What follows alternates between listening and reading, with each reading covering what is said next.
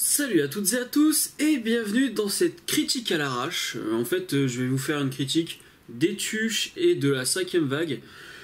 Mais je vais y aller complètement à l'arrache en fait. Je vais pas faire de montage tout ça parce que j'ai pas le temps, que je voyais pas trop comment tourner ça.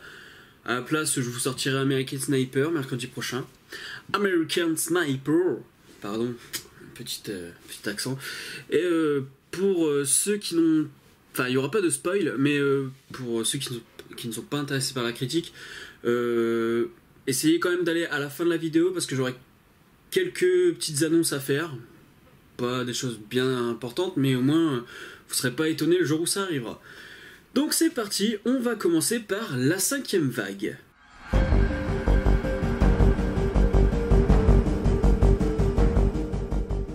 Donc la 5ème vague, c'est un teen movie, oui c'est avant tout un teen movie, je vais vous expliquer pourquoi.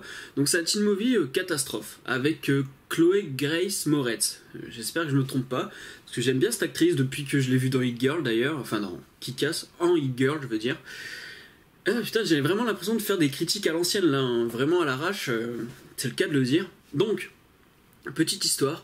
Elle doit survivre suite à des vagues d'extermination par une race extraterrestre.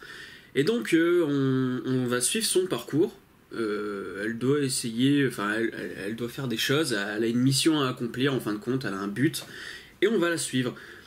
Et c'est ça qui me dérange avec ce genre de film, c'est qu'il y avait vraiment, mais vraiment quelque chose de super intéressant à exploiter. Et tu te rends compte que tout ce qui était bon à exploiter, ça a été mis de côté pour être, en fin de compte, comment dire, pour être, je vais trouver mes mots, hein, pour être plombé, voilà, c'est ça le mot, pour être plombé par tous ces clichés de teen movie. Donc, en fait, ce qui est intéressant, c'est que, par exemple, dans l'intro, on vous explique les vagues d'extermination, vraiment poignant, c'est brutal, il y a de l'émotion, sans pour autant faire dans le larmoyant, voilà, c'est vraiment juste brutal. Et après ça, on commence à avoir, dès qu'on a passé cette petite introduction, on commence à avoir les violons, les mecs, les beaux gosses bien musclés qui coupent du bois, je me suis vraiment demandé pourquoi avoir pris cet axe teen movie, parce que franchement il y avait plusieurs bonnes idées, comme par exemple l'extermination, ils auraient peut-être dû plus accentuer là-dessus, sur les certains retournements de situation. Je peux pas trop en parler parce que je veux éviter le spoil, mais il y a certains retournements de situation qui sont très intéressant, mais non, c'est bâclé, on vous le dit juste dans une phrase et hop, ça passe aux oubliettes quoi. Et pareil, il y a plein de questions qu'on se pose et on n'y répond pas spécialement. Je pense par exemple à l'armée, enfin il y a plus d'électricité, il y a genre eu un champ électromagnétique, mais l'armée a encore de l'électricité. Alors, on comprendra plus tard pourquoi. Mais ce qui me pose problème, moi, c'est qu'il n'y a personne qui se pose la question de pourquoi les militaires ont encore de l'électricité. Il y a juste à un moment, on entend un personnage secondaire, un figurant, quoi, qui dit tiens, je croyais qu'il n'y avait plus d'électricité. Bah oui, posez-vous la question, pourquoi l'armée a encore de l'électricité ? Plein de choses qui étaient dommages de ne pas avoir exploité. Et pareil, je trouvais que le personnage de Chloé, je vais l'appeler Hit Girl, hein, je vais pas me faire chier, je me suis demandé, c'est bizarre, l'évolution du personnage est un peu rapide. Honnêtement, regardez Walking Dead, faites-vous pas chier avec ça. D'ailleurs, en parlant de Walking Dead, je me suis quand même rendu compte qu'il y avait, c'est même un ami sur Facebook qui me l'a dit, tu te reconnaîtras si tu regardes la vidéo, il a quand même été jusqu'à me dire oui, des plans copiés sur Walking Dead, et c'est totalement vrai, même dans la photographie, dans les lumières, dans le choix de certains cadrages. Il y a même des plans sur une voie ferrée. Franchement, j'avais l'impression de voir je crois que c'est la saison 3 de Walking Dead. Je me suis dit putain, ouais, bon, c'est quand même pas mal calqué quoi. Si je voulais regarder du Walking Dead, j'aurais regardé du Walking Dead, et en plus de ça, ça aurait été beaucoup plus intéressant en termes d'exploitation de personnages et de clichés à la con là. Parce que oui, les clichés c'est genre ah bah elle est amoureuse du garçon, puis bah le garçon elle le voit plus, elle croit qu'il est mort, et puis elle tombe sur quelqu'un d'autre, et puis ben elle tombe amoureuse de lui, et puis elle se rend compte qu'en fait l'autre il est pas mort. C'est pas du spoil parce que c'est le deuxième personnage, celui qui jouait dans le Jurassic World, qu'on suit aussi au fur et à mesure, donc on sait qu'il est pas mort, donc je vous fais pas du spoil. Et donc elle se dit ah ouais mais non, au final celui que j'aimais vraiment et que je croyais qu'il était mort, et ben en fait il est encore vivant. Du coup il y a un triangle amoureux à la con qui commence à jouer. J'en ai marre des triangles amoureux, j'en ai marre de Twilight, j'en ai marre de... Enfin, j'ai même pas vu Divergente pour vous dire, parce que je sais déjà à quoi je m'attends. Et à la rigueur, ce qui aurait peut-être été cool, c'est d'avoir une vision, mais des extraterrestres. Après, je sais que c'est pas le propos du film, que ça voulait faire une sorte de teen movie autour d'une meuf, là, et que, oui, bien sûr que les pucelles de 12 ans, elles vont mouiller dans leurs culottes parce qu'elles vont aller voir le mec qu'elles ont trouvé trop beau gosse dans Jurassic World, et donc elles vont faire, ouais, putain, franchement, si ça m'arrivait, machin, ce serait trop ça... Alors, oui, je fais du cliché, hein, bien évidemment. Vous n'êtes pas toutes comme ça, hein. Je sais qu'il y en a qui me regardent et qui... Je me rappelle sur la critique de Bande de filles, je m'étais fait limite engueuler parce que, oui, tu sais, on n'est pas toutes des connasses de 14-15 ans comme ça, machin. Oui, bien sûr, je le sais. Et donc, ce qu'il aurait fallu faire, c'est, pourquoi pas, faire un film sur les étapes d'extermination de l'humanité, mais du point de vue extraterrestre. Franchement, ça, je crois que je l'ai pas encore vu. Et pour ceux qui ont déjà joué à Plague Inc., vous savez, c'est un jeu où en fait vous avez un virus, une bactérie, enfin vous avez un élément mortel qu'il faut le développer pour détruire l'humanité tout en évitant que l'humanité trouve un remède. Et là, je me suis dit, dans la première phase, enfin l'introduction, quand vous avez ce passage entre la première, la deuxième, la troisième vague, quand on vous montre comment on les extermine, les humains, je me suis dit, putain, c'est dommage, ça aurait été vraiment intéressant de voir du point de vue des extraterrestres. Je tourne un peu en rond, je crois que je me répète plusieurs fois, mais c'est une critique à l'arrache, hein, je vous ai prévenu, il n'y a pas vraiment de montage, j'y vais d'une traite. Et donc, qu'est-ce que je pourrais rajouter de plus ? Ok, il y a de bonnes idées, mais les bonnes idées sont vite oubliées. Pareil, on utilise les enfants comme chair à canon en fin de compte, et je trouve que on aurait dû accentuer sur le bourrage de crâne durant l'entraînement, durant ce genre travailler sur l'élément militaire, ce que l'institution militaire fait à la jeunesse, dans le sens où ils essayent plusieurs fois de leur dire, oui, vous voyez, les extraterrestres, ils ont tué vos parents, c'est un devoir que de les venger. Enfin, c'est vraiment du gros bourrage de crâne. Et je me suis dit, tiens, c'est dommage, on n'a pas trop d'accentuation là-dessus. Et pareil, quand t'es dans une apocalypse, quand t'es dans une fin du monde, il y a une meuf, la grosse rebelle, a bien cliché aussi celle-là, hein, la grosse rebelle, hein. Là ça y est, vous avez vu, je démarre là, ça y est, on va clasher. La meuf, c'est une rebelle, donc elle est habillée tout en noir, elle a du rimel, ouais, du rimel, vous savez, le maquillage pour les yeux,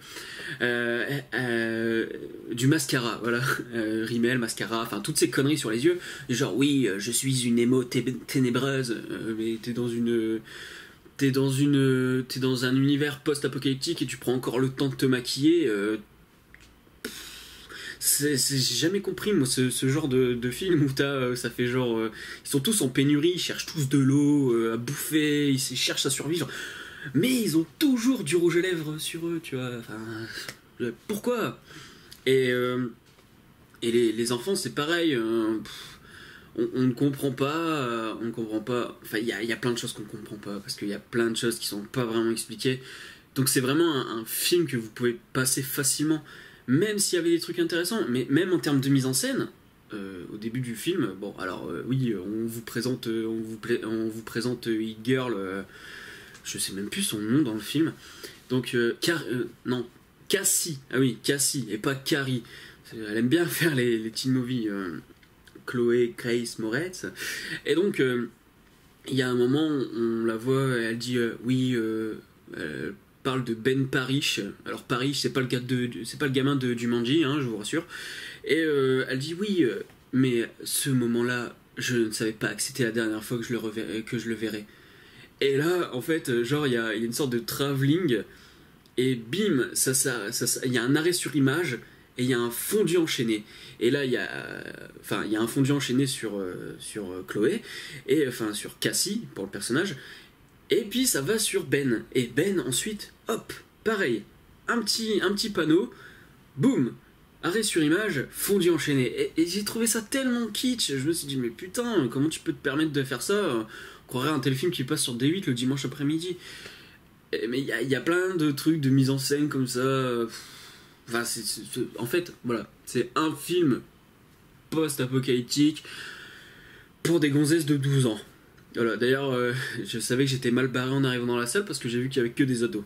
Et je me méfie toujours. Quand je vais voir un film où il y a que des ados dans la salle, je me méfie. Bon, il y avait 2 adultes devant moi, et je crois qu'ils rigolaient.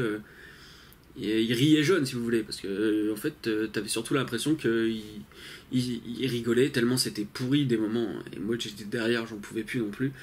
Mais vraiment, voilà, la 5ème vague, c'est un film intéressant sur certains aspects, mais complètement bousillé par l'ensemble, par le genre teen movie en fait. Et c'est pareil, ça me rappelle Projet Almana. Parce que Projet Almana est encore plus mauvais, mais il y avait vraiment un truc intéressant à faire avec le found footage et le voyage dans le temps. Et puis, teen movie oblige, ça te charcute tout le film, ça te foire le film parce que il faut plaire aux jeunes de 12 ans, et pour ça, faut que ce soit bien concon, bien cliché, que ce soit la jolie fille, et pareil, il n'y a que des beaux gosses dans ce film, que des beaux gosses, il n'y a que des belles meufs, voilà, la 5ème vague à éviter. C'est aussi pour ça que je voulais faire la critique à l'arrache, c'est parce que je me suis dit, j'ai pas le temps de le faire, j'ai pas le temps de faire en critique critiquable, mais en même temps, j'avais quand même envie d'en parler un petit peu. Alors c'est pas très détaillé, c'est pas très travaillé, c'est vraiment un avis à l'arrache. Donc je suis désolé pour ça. Je m'en veux un petit peu, même si, bon, au final, je fais la vidéo. Et là, je me rends compte que je parle pour rien. Donc, on va tout de suite parler des tuches. Tu reconnais le style, ça c'est tuche, t'as dit. C'est moi. On ramène Bouzole en galère. Alors, les tuches 2, le rêve américain. Honnêtement, franchement, j'avais vraiment beaucoup aimé le premier. Si bien que j'arrive à me taper la honte à la fac, parce que, quand tu aimes de la comédie française bien concon, tu te fais foutre de ta gueule, enfin, tu te fais foutre en dessous de ta gueule à la fac. À fac de cinéma en tout cas, hein. Après, je sais pas ailleurs. Mais donc, je leur ai dit, j'étais là, mais non, mais t'inquiète, tu vas voir, c'est cool, les tuches c'est génial, tu verras, le 2 il va être pas mal. Même si j'avais une petite réserve du style on fait un numéro 2 histoire de faire de la thune. Et en fait, c'est exactement ça.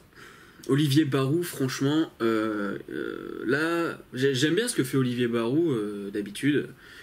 Cad et Olivier, même le machin Bangkok avec Cad et puis et je sais plus la blonde, je sais plus comment elle s'appelle. Quelqu'un me le dira en commentaire sans doute. Et là je me suis dit putain mais merde Olivier, j'ai eu l'impression qu'il nous a fait un film pour du fric et qu'il avait aucune idée. Franchement le film est complètement décousu. Ce qui était intéressant avec le premier, c'est que vraiment l'histoire, en fait, les gags servaient le scénario, ou le scénario servait les gags.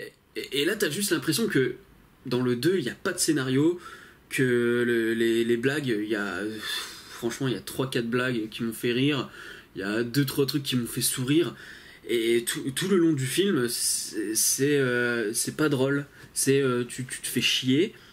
Le scénario est complètement décousu. En fait, t'as l'impression qu'il n'y a pas de scénario et que c'est juste une succession de blagues, un peu à la manière de Babysitting 2, c'est-à-dire que le scénario de toute façon tu le prévois d'avance, mais les blagues sont hyper drôles dans Babysitting 2. Et là non, c'est à un moment oui, alors j'étais avec mon pote, on dit mais est-ce qu'il voit pas que le rythme de sa blague là ne fonctionne pas, il voit pas que le rythme de la séquence ne fonctionne pas.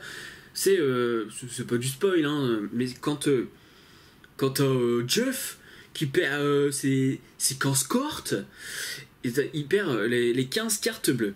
Et dit tu peux perdre une carte, mais pas 15. Tu peux perdre 2 cartes, mais pas 15. Et il fait ça jusqu'à 15. Et c'est hyper long. Franchement, ça aurait été drôle si ça aurait... Oui, ça se dit en français. Ça aurait été drôle si il avait fait jusqu'à 3 ou 4. Parce que ça fait... tu peux perdre une carte, mais pas 15. Tu peux perdre 2 cartes, mais pas 15. Quoique, tu peux perdre 3 cartes, mais pas 15. Et là, il fait jusqu'à 15 et... arrivé à ça, il fait... tu peux perdre 15 cartes, mais pas 15. Oh bah si, tu peux. Et j'ai trouvé ça, mais tellement naze. Et il y a plein de blagues comme ça qui sont sur la durée et qui ne fonctionnent pas parce que... t'as compris le gag. Tu t'attends à ce que ce soit coupé au bout de 1/3 de la séquence. Sauf que non. C'est trop rallongé, c'est rallongé, et du coup la blague ne fonctionne pas. Pas du tout. Et pareil, il y a des choses qui ont été réutilisées du premier. En fait, il y a un effet Men in Black 2. C'est-à-dire que Men in Black, ça avait cartonné, et dans Men in Black 2, Barry Levinson, enfin je sais plus, le gars qu'on croit qui fait du Burton parce qu'il y a Danny Elfman dans ses films à chaque fois, enfin le gars qui a fait La Famille Adams et le premier Men in Black, il s'est dit, ou les producteurs, hein, parce que je pense que c'est Pathé qui a dit à Olivier de faire le film des Tuches 2, enfin bref, Men in Black, il y a des choses qui ont cartonné dans le premier film, et en fait, Barry Levinson, je suis sûr que je me trompe, hein. Je suis sûr que je me trompe sur son nom de famille, mais je sais que c'est Barry. Et donc, il s'est dit, sur le 2, ce que je vais faire, c'est que tout ce qui a bien fonctionné sur le premier, eh ben, je vais réutiliser, mais je vais grossir le trait. Et là, ils ont fait exactement ça dans les Tuches 2. C'est-à-dire que, par exemple, le grand frère, c'est Pierre Lotin qui fait le grand frère. Alors certes il est drôle, franchement je crois que c'est lui qui reste le plus drôle en fait. Et en fait il a remarqué que dans le premier il était sous-exploité, le personnage, et que pourtant il était assez drôle. Il y a un train qui passe, je sais pas si vous l'entendez. Enfin bref, et du coup ils ont accentué le personnage. Bon, après ça fonctionne, mais par exemple, quand ils achètent leur maison à Los Angeles, eh ben, ils ont fait un drive comme le drive de McDonald's. Ils ont fait une pompe à essence maison, et en fait ils ont repris des éléments du premier film. Et là c'était pas marrant. En fait ils se sont juste dit, on va reprendre comme le premier, sauf au lieu d'une baraque à frites, on va prendre un drive de fast food parce que c'est typiquement américain. Et même Mamie Suze, ils lui ont mis des sous-titres.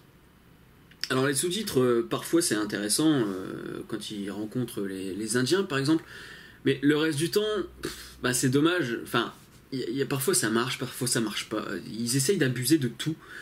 Et il y a vraiment quelques passages que j'ai trouvé drôles. Je crois que celui où j'ai le plus rigolé, c'est quand tu comprends...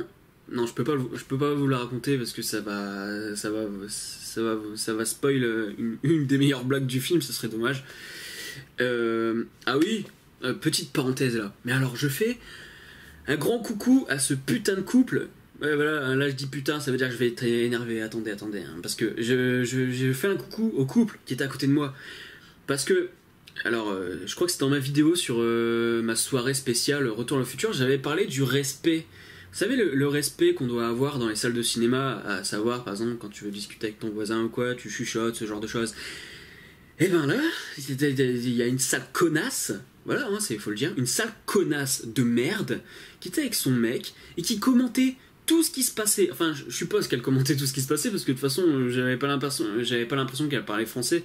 Mais du coup, à chaque fois qu'il y avait un truc qui se passait dans le film, elle le commentait, mais à voix haute. Je vous promets que toute la salle entendait. À un moment, enfin, au bout d'un quart d'heure de film, je fais vas-y, elle va pas faire ça toute l'heure, hein. Enfin, elle va pas faire ça pendant 1h30.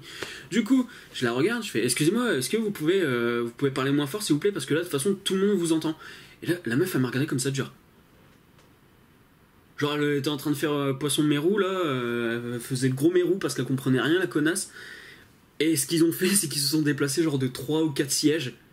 Mais ça change rien meuf, parce que si tu gueules dans un cinéma que tout le monde t'entend, c'est pas parce que tu mets 3 sièges de plus à côté de moi que ça va toujours pas s'entendre. Donc pendant 1h40, déjà que le film était mauvais, mais pendant 1h40, je me suis amusé à imaginer comment je pouvais lui décapiter sa tronche.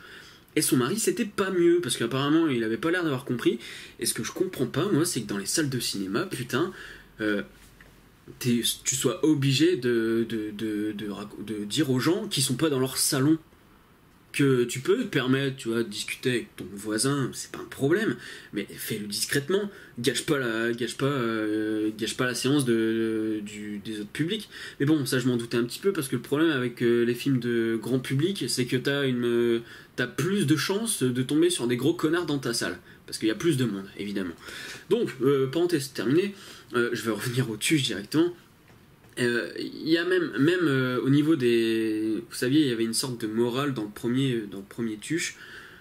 C'était qu'il fallait rester soi-même, que ça servait à rien d'essayer de s'intégrer aux connards de monégasque, et qu'il fallait que tu restes un tuche. Et là, disons que c'est bizarre, parce que par exemple, Jeff, ça fait... le personnage doit avoir environ 40 ans ou quoi, et on t'explique que le gars il était inculqué au chômage toute sa vie, et là d'un coup il est aux États-Unis, et là il a une illumination du genre ouais, l'argent, le travail, et tu vois pas vraiment l'évolution. C'est genre il a acheté sa... De toute façon on le voit dans la bande-annonce ça, il a acheté sa boîte, et dès qu'il a acheté sa boîte, bim, du jour au lendemain il a compris qu'il fallait travailler machin, et que enfin il devenait capitaliste. Tu comprends pas l'évolution. Et c'est là qu'il y a vraiment un problème. Quand je vous parle du scénario qui est vide, c'est que l'évolution du scénario, des personnages et tout, est complètement fait à l'arrache, comme cette critique. Je sais même pas s'il y a du monde qui va la regarder. Et donc là, ce qui me gave, c'est que par exemple, voilà, Jeff, l'évolution est bidon.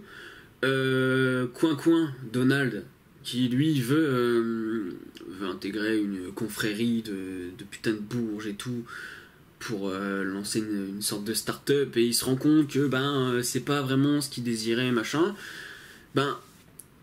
Sa copine, elle est pas exploitée, mais on a l'impression qu'en fait elle aime bien les parents de Donald, qu'elle aime bien les tuches. Et là, problème, c'est que à un moment, Donald va s'engueuler avec le père de sa copine, et la copine on la voit plus. Et enfin, il y a plein de choses qui sont pas exploitées. Le scénario, vraiment, déçu, vraiment déçu. Et voilà, c'est pour ça que je voulais pas faire de critique dessus, parce que, enfin, de critique critiquable, parce que là déjà, j'essaie d'en parler, et c'est la galère pour moi de pouvoir de vraiment trouver un moyen de vous expliquer de manière construite comment le film a réussi à me décevoir. Et on le voyait que ça marchait pas. Ok, il y a des gens qui ont beaucoup aimé, mais à un moment, je me rappelle, il y a une blague, je me rappelle surtout de cette blague là, mais ça a dû arriver plusieurs fois, et je savais que c'était le moment où Olivier Barrault voulait instaurer un éclat de rire dans la salle, mais silence complet, personne n'a ri. Après, il y a peut-être eu des sourires, je sais pas, je suis pas omniscient, mais personne n'a ri, alors qu'avec mon pote, on savait très bien que c'était un élément comique que Olivier Barrault voulait instaurer pour qu'on se marre. Donc vraiment, qu'est-ce qu'on peut... Voilà, le problème c'est que limite le film, tu le prends, tu le découpes par séquences, tu gardes juste les séquences qui t'intéressent et tu vas les regarder, tu fais ton montage avec les séquences qui t'ont intéressé, quoi, une sorte de best-of du film. Et c'est ça que je reproche, t'as l'impression d'avoir un spectacle. Vous savez, par exemple, justement, ce que je me dis, si vous voulez éviter les Tuches 2, vous regardez le premier et vous regardez Radio Billard Foot, que Maurice Barthélémy, qui est dans le film aussi, qui est sous-exploité encore une fois. Maurice Barthélémy qui est dans le film avec Jean-Paul Rouve, il faisait un truc avec les Robins des Bois, ça s'appelait Radio Billard Foot. D'ailleurs, les personnages sont des gros cassos de chez nous, enfin du Nord-Pas-de-Calais, j'ai l'impression. Et donc, ouais, voilà, c'est ça, t'as l'impression que c'est une succession de sketchs, de sketchs c'est pas un film. Voilà, c'est ça que je reproche, c'est que, enfin c'est pas le seul truc que je reproche, hein. Le truc que je reproche aussi c'est que c'est pas drôle, c'est en dents de scie, le film est en dents de scie. Moi j'ai eu l'impression qu'il fallait la moitié du film pour que ça démarre. Après, qu'est-ce que je pourrais dire? Ouais, si, il y a des choses drôles, mais vraiment, ouais, non, faites un découpage. Enfin bref, je crois que je vais m'arrêter là parce que de toute façon je suis en train de ramer, voilà, et pour vous dire, j'ai tellement peu de choses, il y a tellement peu de choses marquantes, que ce soit en bien ou en mal, que j'arrive même pas à me les remémorer pour vous les restituer. Et à la rigueur, ce qu'on peut faire, c'est aussi en parler dans les commentaires, parce que après les souvenirs travailleront mieux que là en vous faisant une sorte de vlog à la con, parce que honnêtement cette vidéo ne sera pas travaillée, je le sais moi-même. Et donc, ouais, les tuches, franchement, à éviter. Et j'espère vraiment que la tour 2 contrôle infernal va pas me décevoir. J'y vais en avant-première lundi. Vraiment, parce que ça vraiment, la tour Montparnasse infernale, c'est un de mes films fétiches. Ça fait 15 ans que je le regarde en boucle, je connais toutes les répliques. Et donc j'espère vraiment que là je serai pas déçu. Parce que si je suis déçu, il y a moyen que je gueule dans une vidéo. Et d'abord, je ferai American Sniper mercredi, et mercredi d'après Deadpool, ça c'est sûr. Donc voilà, 5ème vague, vraiment moyen, des choses intéressantes mais peu exploitées, donc à la rigueur peut-être intéressant à voir une fois, mais si je devais lui donner une note ce serait genre 4,5 sur 10. Et les tuches, franchement laissez tomber, même moi je vous dis j'aime bien le premier, hein. Je fais pas ça histoire de cracher sur la comédie française, parce que la comédie française, c'est pas drôle, c'est bof, machin. Non, vraiment, le 2 m'a déçu, et si je devais donner une note, ce serait 4 sur 10, quoi. Tu pioches par-ci par-là des trucs, et basta, quoi. Et donc, voilà, c'est tout. 5ème vague et les tuches à éviter. Allez pas payer pour aller regarder ça. Donc maintenant, je vais passer aux petites infos de dernière minute. Parce que j'en ai pas encore parlé, je voulais en parler, je voulais trouver un moment pour en parler. Donc oui, j'ai coupé, j'espère que ce sera pas coupé à l'arrache au montage. Je sais pas comment ça va se passer, enfin c'est pas du montage, c'est du découpage, enfin bref. Alors je sais pas si vous avez remarqué, mais là ça se vide moins, mais là derrière, là où vous voyez les figurines, avant j'avais mes DVD.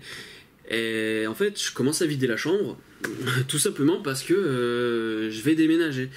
Enfin, mes parents vont déménager, et donc moi aussi je déménage, logiquement. Mais, parce que la semaine, je suis en chambre universitaire, et le week-end des vacances, je suis chez les parents. Et donc je prends le temps d'enregistrer ici, parce que la chambre universitaire, pour ceux qui se rappellent au début, c'était vraiment moche. Donc, changement de décor. Et je vais pouvoir... je referai mes critiques debout. Parce que en ce moment, ça fait quand même plusieurs mois que je suis assis sur une chaise pour vous raconter des trucs. J'ai l'impression de m'appeler Père Castor.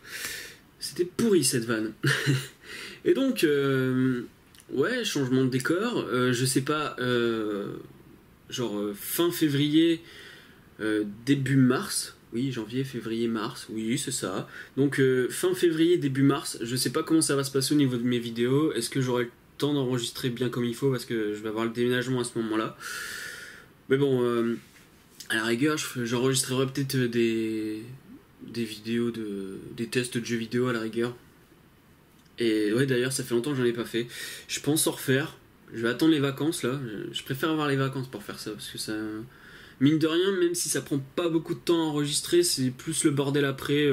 Enfin, bref. Qu'est-ce que je voulais dire aussi? Oui, je pensais... parce que je vous ai... Pardon.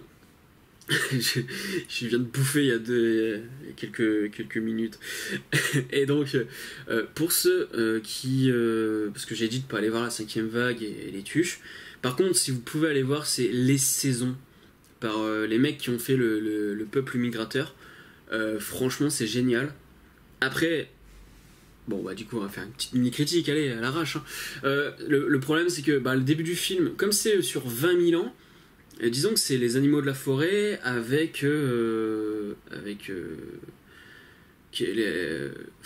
la vie des animaux dans la forêt avec l'évolution des hommes. C'est-à-dire que du coup, au début, les hommes sont présents, mais ils sont pas trop nuisible à la forêt. Et donc du coup la première partie du film est un peu lente parce que c'est un cycle répétitif. Mais dès qu'il commence à domestiquer les animaux, à faire de la déforestation et compagnie, là vraiment le film s'accélère et franchement c'est très bien filmé, très bien scénarisé aussi parce que vous savez c'est un peu à la manière des Disney Nature où ils essayent de scénariser des plans qui ça se trouve n'ont pas été filmés en même temps mais qu'ils essayent quand même de travailler sur un champ contre champ, tout ça. Enfin bref, les saisons c'est à aller voir, Spotlight aussi. Même si j'ai rigolé à certains moments et je crois qu'il fallait pas rire, c'était pas marrant, mais bon. Et donc voilà, juste c'était la fin, la petite info, c'était juste que je déménageais, donc du coup je sais pas comment ça va se passer par la suite au niveau des vidéos entre février et mars. Je sais pas encore à quoi va ressembler le décor. À mon avis le décor se fera en construction, mais bon, on en reparlera peut-être d'ici là. Donc voilà, c'est tout pour cette vidéo. Alors oui, vraiment, je suis désolé, hein. Bon, enfin après, en même temps, est-ce que je suis vraiment désolé, sachant que je vous offre une vidéo supplémentaire comparée à d'habitude? Parce qu'en ce moment, j'essaie d'en sortir une par semaine, et là, vous allez en avoir 2 cette semaine. Donc non, je suis pas désolé. Ok, c'est vrai que ça manque de travail, c'est fait à l'arrache, mais tout ce que vous avez à retenir, c'est que la 5ème vague, les tuches, non, les saisons, Spotlight, oui, et que mercredi, on parlera d'American Sniper, et mercredi prochain, et on parlera de Deadpool. Et ça, Deadpool, j'en attends vraiment beaucoup. Donc voilà, c'est tout pour cette vidéo. Je vous invite à partager, aimer, commenter, vous abonner. Pas nécessairement cette vidéo-là, mais toutes les vidéos. Hein. Celle-là, je sais que je pense pas que beaucoup de monde va la regarder. Mais enfin bref. Je vous dis à la prochaine. Salut!